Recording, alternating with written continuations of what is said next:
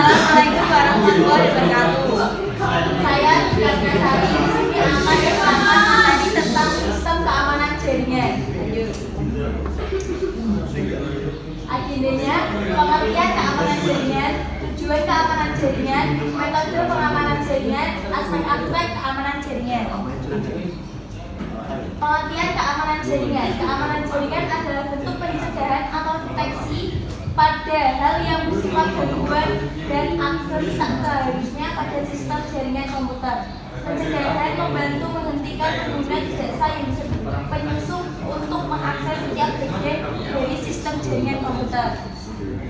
Jadi keamanan jaringan komputer merupakan suatu cara atau sistem yang digunakan untuk memberikan perlindungan pada suatu jaringan agar terhindar dari berbagai pengguna yang tidak sah atau ancaman yang mampu merusak jaringan. Tujuan sistem keamanan jaringan untuk mengantisipasi resiko jaringan komputer berupa bentuk ancaman fisik maupun logik. Ancaman fisik. Serangan fisik merupakan serangan yang bisa terjadi pada perangkat keras atau hardware ini sendiri. Sebagai contoh saat jaringan dihack oleh orang lain. Serangan fisik dapat menyebabkan beberapa kerugian, terjadi gangguan pada kabel, kerusakan hard disk, konsleting, dan data tak tersalurkan dengan baik. Ancaman secara logik. Secara logik, pada keamanan jaringan adalah hal paling rawan terjadi, sehingga harus diperhatikan lagi keamanan dalam jaringan. Serangan logik yang bisa terjadi adalah SQL injection, DOS denial of service, request flooding device, social engineering, malicious code, dan packet sniffing. Metode pengamanan jaringan. Keamanan merupakan keamanan phishing, physical atau security, atau keamanan tingkat awal. Keamanan level 1 terdiri dari database security, data security, computer security, device security, dan application security. Keamanan level 2, keamanan ini dari segi keamanan jaringan tindak lanjut keamanan 1. Keamanan level 3 merupakan information security. Keamanan level 4, keamanan ini merupakan keseluruhan dari keamanan level 1 sampai 3.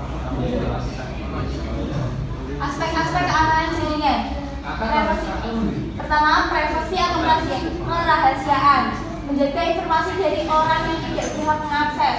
Integritas. Informasi tidak dapat diubah tanpa seizin pemilik informasi. Authentication.